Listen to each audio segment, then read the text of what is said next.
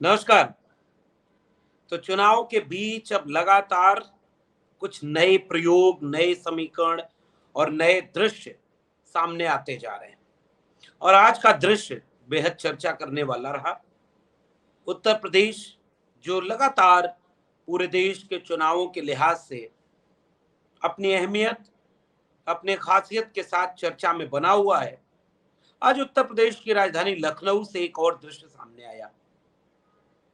अरविंद केजरीवाल जो दिल्ली के तीसरी बार के मुख्यमंत्री हैं, आम आदमी पार्टी के संयोजक हैं, अरविंद केजरीवाल लखनऊ आए और लखनऊ में समाजवादी पार्टी के राष्ट्रीय अध्यक्ष और यूपी के पूर्व मुख्यमंत्री अखिलेश यादव के साथ उन्होंने साझा प्रेस कॉन्फ्रेंस की और साझा प्रेस कॉन्फ्रेंस में संजय सिंह भी मौजूद रहे और समाजवादी पार्टी के मुखिया एक तरह से अखिलेश यादव मौजूद रहे।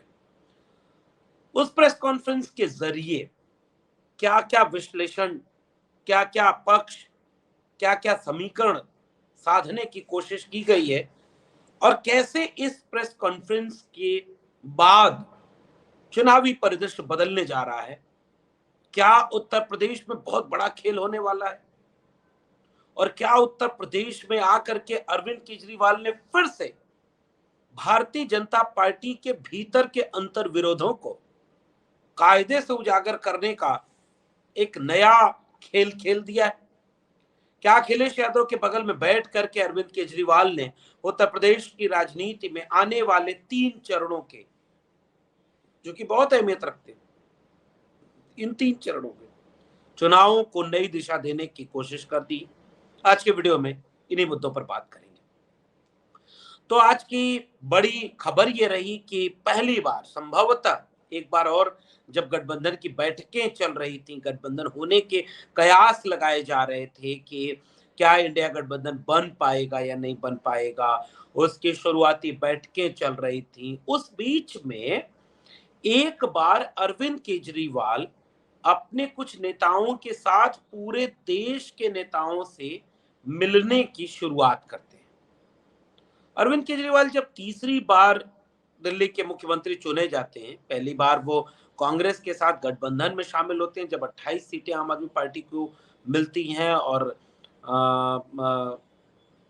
बीजेपी को कम सीटें मिलती हैं और 8 सीटें कांग्रेस को मिलती हैं और वो दोनों मिल करके 49 दिनों के लिए दिल्ली की सरकार चुनते हैं और उन 49 दिनों के बाद वो इस्तीफा देते हैं। 2014 के चुनाव में शामिल होते हैं, लेकिन 14 के चुनाव में बुरी हार मिलती है। खुद अरविंद केजरीवाल नरेंद्र मोदी के सामने चुनाव लड़ने बनारस चले जाते हैं, क्योंकि दिल्ली में उन्होंने एक प्रयोग कर लिया होता है और वो प्रयोग था दिल्ली की पूर्व मुख्यमंत्री और उस समय की मुख्यमंत्री शीला दीक्षित के सामने सबसे बड़े नेता का खुद ही चुनाव लड़ जाना, और वो वहां चुनाव लड़ते हैं। इसी प्रक्रिया को, हालांकि वहां वो शीला दीक्षित को चुनाव हरा देते हैं।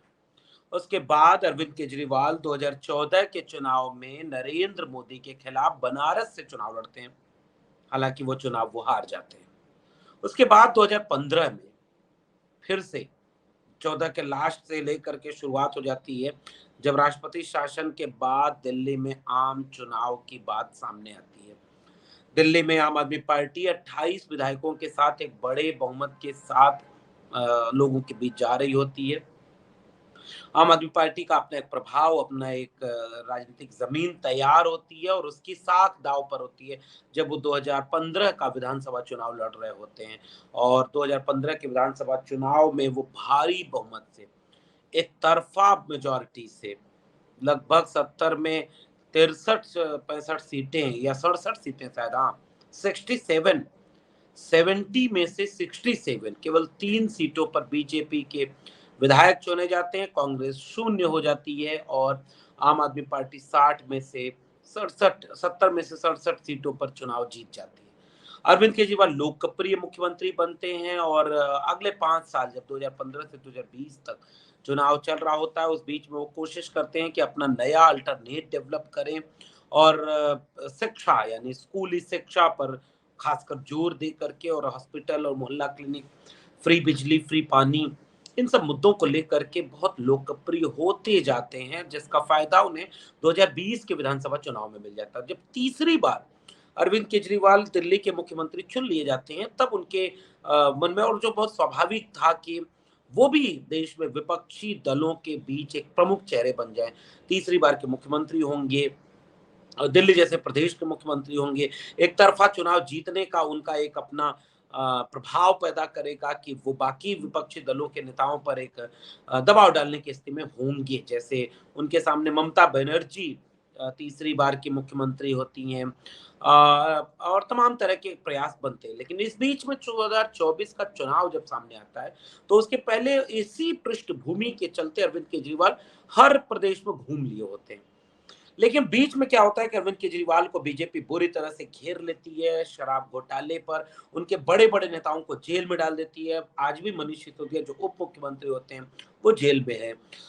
संजय सिंह को भी जेल में डाल देती है, सत्येंद्र जैन आज भी जेल में है, और अरविंद केजरीवाल चुनाव करीब आते-आते ये बात सार्वजनिक तौर पर कहने लगते हैं कि बीजेपी चाहती है कि हम इंडिया गठबंधन में शामिल ना हो, गठबंधन तोड़ लें, और वो इसका दबाव डालते हुए कह रहे हैं कि अगर आप गठबंधन नहीं तोड़ेंगे तो हम आपको गिरफ्तार कर लेंगे। अरविंद केजरीवाल की बात सही साबित होती है, और कुछ दिनों बाद अरविंद केजरीवाल गठबंधन में शामिल होते हैं, इंडिया गठबंधन के प्रमुख हिस्से बनते हैं। हालांकि पंजाब में कांग्रेस और आम आदमी पार्टी के बीच गठबंधन नहीं हो पाता है, क्योंकि पंजाब में दोनों एक दूसरे के खिलाफ लड़ते हैं, और तर्क ये देते हैं कि अगर हम दोनों एक हो जाएंगे तो हमारे विपक्ष में बीजेपी और अकाली दल आ जाएगा। इसलिए लोकल लेवल पर, जैसे बंगाल में टीएमसी के साथ गठबंधन नहीं होता है, लेकिन आपको जानकर आश्चर्य होगा कि टीएमसी आज भी इंडिया गठबंधन के साथ है, और आज ही ममता बनर्जी ने यह बयान दिया है कि वो कैसे ये काम करेंगी, और वो गठबंधन में शामिल होंगी अगर यूपीए की सरकार बनती है, यानी इंडिया पार्टी की सरकार बनती है। इस तरह से उत्तर प्रदेश में टीएमसी के ललितेश प्रति त्रिपाठी हैं, जो भदोही से चुनाव लड़ रहे हैं। उनका चुनाव चिन्ह तीन, दो डाली तीन पत्ती, और वो सपा के साथ अलायंस में। सपा ने एक सीट छोड़ दी उन्हीं की, ललितेश प्रति की, यानी Mamata Banerjee indirectly directly India India alliance के हिस्से हैं। अरविंद केजरीवाल के बड़े हिस्से हैं, और वो जेल से जब जेल में कैद कर लिए जाते हैं तो रामलीला मैदान में बड़ी रैली होती है। उस रैली में विपक्ष के तमाम नेता शामिल होते हैं, और उसके बाद वहां पर अरविंद केजरीवाल को समर्थन देते हुए एक बड़ा कार्यक्रम होता है। और जब अरविंद केजरीवाल पहले संजय सिंह छूट के आते हैं, तो संजय सिंह यूपी का दौरा करते हैं, और जब संजय सिंह 6 महीने जेल में रहने के बाद जब छूटते हैं, तो वो एक बड़े चेहरे बन करके उत्तर प्रदेश में घूमते हैं, और वो इस बात की कवायद में बहुत मजबूती से लग जाते हैं कि कैसे विपक्षी दलों के इस तेवर को, यानी एंटी बीजेपी जो ग्राउंड तैयार है, उसमें आम आदमी पार्टी की जो भागीदारी है, जो उसकी हिस्सेदारी है, वो कायम रहे, और इसकी कोशिश संजय सिंह के चेहरे के तौर पर, बीजेपी के विकल्प के तौर पर आम आदमी पार्टी अपनी उपस्थिति दर्ज कराती रहती है। लेकिन जब भी बाद में 4 जून को परिणाम आने वाले हैं, और 5 जून तक के लिए कोर्ट खुद ही राहत दे देता है, जब ईडी के सामने अरविंद केजरीवाल को बेल मिल जाती है, जमानत पर रिहा हो जाते हैं, तो उन्हें फिर से ये लगता है कि अब ये सही समय है जब वो फिर से उस बड़े राजनीतिक फलक में विपक्षी दलों के बीच के समीकरण में अपनी उपस्थिति, दमदार उपस्थिति दर्ज कराएं। और जेल से निकलते ही उन्होंने एक धुआंधार भाषण भी दिया, और उसके बाद उन्होंने ये एक चाल चल दी, और वो चाल बड़ी कामयाब हुई, जिसके वजह से आज जब वो लखनऊ आए और अखिलेश यादव के साथ प्रेस कॉन्फ्रेंस की, तो एक बात पर बहुत ज्यादा जोर दिया। वो बात वही थी जब वो जेल से छूट कर आए और दिल्ली में खड़े होकर उन्होंने एक बड़ी दिलचस्प चाल चल दी, और जो कि बात बिल्कुल सही थी कि अगर बीजेपी जीती तो संविधान तो बदलेगी, अगर बीजेपी जीती तो आरक्षण तो खत्म करेगी। आज की पीसी में जब अखिलेश यादव के बगल में बैठे थे, तो भी वो यही बात कह रहे थे कि भारतीय जनता पार्टी को हराना क्यों जरूरी है, क्योंकि भारतीय जनता पार्टी संविधान और आरक्षण को खत्म करना चाह रही है, वो देश में तानाशाही लाना चाह रही है। लेकिन उसके साथ वह जो चाल चली, वो उत्तर प्रदेश की राजनीति के लिहाज से बहुत दिलचस्प चाल है, जो अरविंद केजरीवाल ने चल दी। उत्तर प्रदेश के मुख्यमंत्री हैं योगी आदित्यनाथ। लंबे समय से उत्तर प्रदेश की राजनीति को करीब से देखने वाले इस राजनीति के खेल को समझ रहे हैं कि अरविंद केजरीवाल ने कौन सी नस पकड़ ली है। भारतीय जनता पार्टी में पिछले 10 साल में एक ही बात बहुत पुख्ता तरीके से लागू रही, वो ये रही कि नरेंद्र मोदी बीजेपी के एकमात्र चेहरा हैं। और ये बात चुनाव परिणामों में, भारतीय राजनीति में पुख्ता तरीके से दर्ज होती रही। बहुत सारे ऐसे सांसद बीजेपी से चुनाव जीत गए जिनको कोई नहीं जानता। हम अगर गांव में घूमेंगे तो कई सांसद तो ऐसे हैं कि इलाके के लोग अपने सांसद का न तो चेहरा देखे हैं, न उनका नाम जानते हैं। वो नरेंद्र मोदी के करिश्माई चेहरे को जो बनाया गया है कारपोरेट मीडिया के द्वारा और एक खास किस्म की सांप्रदायिक राजनीति के द्वारा, उस चेहरे को देखकर वोट देते हैं। लेकिन अब ये सब सवाल उठने लगा कि मोदी के बाद कौन। पहले बीजेपी ने ये नैरेटिव सेट करना चाहा कि मोदी के सामने कौन, मोदी नहीं तो कौन। लेकिन बीजेपी के अंदर की एक राजनीति है, मोदी के बाद कौन। ये बात दीगर है कि 2002 के गुजरात दंगों के बाद से जो छवि बनी नरेंद्र मोदी की, उस छवि ने एक ग्राउंड तैयार किया और दूसरे ग्राउंड का झूठ नरेंद्र मोदी ने तैयार किया गुजरात मॉडल से, जो असल में कोई खास मॉडल था ही नहीं, वो एक फेल मॉडल था। लेकिन उस मॉडल के नैरेटिव ने 2002 के दंगे से हिंदूवादी चेहरे के रूप में घोर सांप्रदायिक ध्रुवीकरण के मादा रखने वाले चेहरे के रूप में जब नरेंद्र मोदी अपनी राजनीति कामयाब करके 10 साल देश का प्रधानमंत्री बनते हैं और लगभग कमोबेश उसी दिशा में अपनी राजनीति का केंद्र कायम रखते हैं। वो 370 की बात करते हैं, वो राम मंदिर की बात करते हैं, वो ट्रिपल तलाक की बात करते हैं। और 10 साल बाद जब वो चुनाव लड़ रहे होते हैं तो 10 साल के काम पर गिनाने के लिए उनके पास कोई बहुत ठोस अपने वादे नहीं होते हैं। इसलिए वो बार-बार ये डर दिखाते हैं कि वो आएँगे तो मंगलसूत्र छीन ले जाएँगे, भैंस छीन ले जाएँगे और बार-बार हिंदू मुसलमान यानी अपनी मूल पिच पर लौट आते हैं, यानी हिंदुत्व के पिच। ऐसे वक्त में बीच-बीच में एक खबर चलती रही कि उत्तर प्रदेश जो कि सियासी तौर पर एक बहुत बड़ा जिला है, राज्य है, अहम राज्य है और वह राज्य 80 लोकसभा सीटें भी रखता है और उत्तर भारत के राजनीतिक विमर्श को दिशा देने का, नैरेटिव सेट करने का भी एक मादा रखता है। उत्तर प्रदेश में बीजेपी की तरफ से एक चेहरा आया 2017 में, उसका नाम था योगी आदित्यनाथ। और योगी आदित्यनाथ कट्टर हिंदूवादी चेहरे के रूप में नरेंद्र मोदी से भी 2 कदम आगे होने का जो पूरा ग्राउंड तैयार करते हैं, उन्हें भाषा के हिसाब से, अपने तेवर के हिसाब से, अपनी पहनावा के हिसाब से और लोगों को ये लगे कि नरेंद्र मोदी तो फिर भी थोड़े सॉफ्ट थे, लेकिन अब एक ऐसा हिंदू चेहरा चाहिए देश के प्रधानमंत्री के रूप में जो नरेंद्र मोदी के बाद हो। दूसरी बार जब वो 2022 में चुनाव जीतकर फिर से मुख्यमंत्री बन जाते हैं तो इसकी कोशिश तेज कर देते हैं कि अब मोदी के बाद योगी आदित्यनाथ। लेकिन इसी बीच में एक खेल होता है और वो खेल को हवा देते हैं अरविंद केजरीवाल, जो आज समाजवादी पार्टी जो कि उत्तर प्रदेश में प्रमुख विपक्षी दल है, जिसका दावा ये है कि 2022 के चुनाव में वो अपना पूर्ण बहुमत पा रहे थे, लेकिन बेईमानी के चलते उन्हें हरा दिया गया। और पूरा इस बात का ग्राउंड तैयार है कि 2027 के चुनाव में, अगर चुनाव 2027 में ही होते हैं तो, अगर उसके पहले हो गए तो समीकरण बदल जाएगा।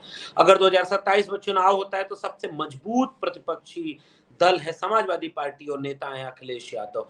उस नेता के बगल में बैठकर आज के प्रेस कॉन्फ्रेंस में योगी आदित्यनाथ ने के खिलाफ अरविंद केजरीवाल ने फिर से वही बात दोहरा दी जो उन्होंने दिल्ली में कही थी कि बीजेपी वाले किसी भी नेता को ठिकाने लगाने का काम करते हैं।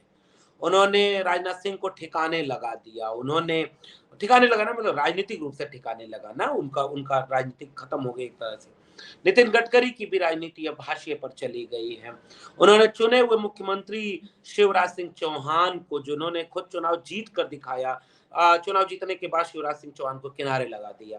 वसुंधरा राजे को पर्ची थमाई गई और राजनाथ सिंह केवल पर्ची थमाने के सबसे अहम जिम्मेदारी में बचे हैं। केवल कड़ी निंदा के बाद उनका दूसरा सबसे बड़ा काम है कड़ी पर्चियां पकड़ाना। दूसरे नेताओं को। तो वो पर्ची पकड़ा करके वसुंधरा राजे सिंधिया को किनारे लगा दिया गया और पहली बार के विधायक भजन लाल को राजस्थान का मुख्यमंत्री बना दिया गया। मनोहर लाल खट्टर भी चंद दिनों पहले किनारे लगा दिए गए। रमन सिंह किनारे लगा दिए गए। अगला नंबर योगी आदित्यनाथ का है। आज की प्रेस कॉन्फ्रेंस में जब ये बात पूछी गई तो फिर से उन्होंने कहा कि हाँ, बीजेपी के अंदर भी लड़ाई शुरू हो गई और बीजेपी वाले जाने वाले हैं, क्योंकि अगर ये जीत गए तो योगी आदित्यनाथ को मुख्यमंत्री पद से हटा देंगे, क्योंकि उनकी दिल्ली में बैठे अमित शाह से नहीं बनती। जो अमित शाह ये चाहते हैं कि मोदी के बाद कौन, तो मोदी के बाद उनका शाह होना चाहिए, ना कि योगी होना चाहिए। और उत्तर प्रदेश में ये राजनीतिक गलियारों में ये चर्चा खूब तेज सुनाई देती है कि हाँ, उत्तर प्रदेश की बीजेपी में भी सब कुछ ठीक नहीं चल रहा है। लगातार बृजभूषण शरण सिंह के जरिए किनारे से बुलवाया जा रहा है।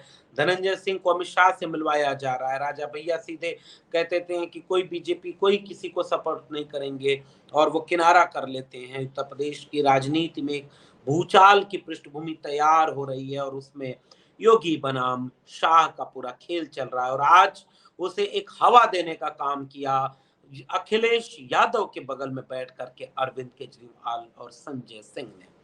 अब आने वाले चरणों में अगर आप गौर करें तो 5वां चरण, 6ठा चरण और 7वां चरण, 3 चरण के चुनाव उत्तर प्रदेश में बचे हुए हैं और उत्तर प्रदेश में इन चरणों में बीजेपी के लिए गहरी मुश्किलें हैं। चाहे आप 5वें चरण की वो सीटें देख लीजिए, 6ठे चरण की सीटें देख लीजिए और 7वें चरण की सीटें, इनमें से लगभग 70 से 80% सीटें ऐसी हैं जो आज की तारीख में बीजेपी मुश्किल में घिरी पड़ी है।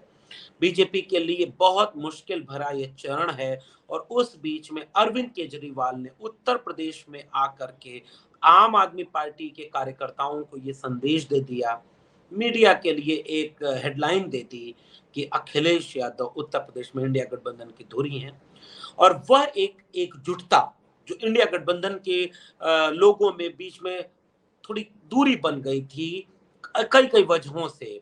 चूंकि राहुल गांधी को बाहर कई जगह पूरे देश में घूमते रहना पड़ा, इसलिए साझा रैलियां कम हो पाई।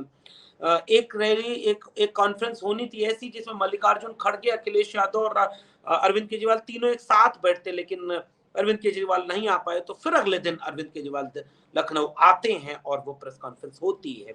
तो उत्तर प्रदेश के बाकी चरणों पर एक बड़ा संघर्ष देखने को मिलेगा, जिसको आज मजबूत किया है संजय सिंह और अरविंद केजरीवाल ने लखनऊ में सपा कार्यालय में बैठ करके प्रेस कॉन्फ्रेंस करके। अब इसके बाद नरेंद्र मोदी के उस नैरेटिव की, नरेंद्र मोदी के संविधान बदलने की नैरेटिव की, आरक्षण खत्म कर दिए जाने की नैरेटिव की, ये अग्निवीर को लागू करेंगे और इंडिया गठबंधन आएगा तो अग्निवीर खत्म करेगा, बेरोजगारी दूर करेगा, 30 लाख सीटें भरेगा, तुरंत नौकरी देगा, अपने स्कूल और कॉलेज की पढ़ाई की और विकास के मॉडल के साथ अरविंद केजरीवाल ने एक इंडिया गठबंधन के लिहाज से उत्तर प्रदेश की राजनीति को और मजबूत कर दिया है। उत्तर प्रदेश में बीजेपी 50 के नीचे सिमटती दिख रही है और आज की प्रेस कॉन्फ्रेंस के बाद ये बात आश्चर्यचकित न करेगी कि बीजेपी के लिए 30 से 35 सीटों पर अब गहरी मुश्किल खड़ी होती दिख रही है। अरविंद केजरीवाल इस मुश्किल को बढ़ाने लखनऊ से होकर गुजर चुके हैं। लखनऊ के गलियारों में कई तरह की चर्चाएं हैं और जो चर्चा लखनऊ नहीं दिल्ली को बेचैनी को बढ़ा रहे हैं। इस बीच में जितनी भी खबरें आ रही हैं, इसका असर क्या पड़ेगा, आप भी नजर रखे होंगे तो नीचे कमेंट बॉक्स में बताइएगा। फिर मिलेंगे किसी और टिप्पणी के साथ, तब तक के लिए बहुत बहुत धन्यवाद।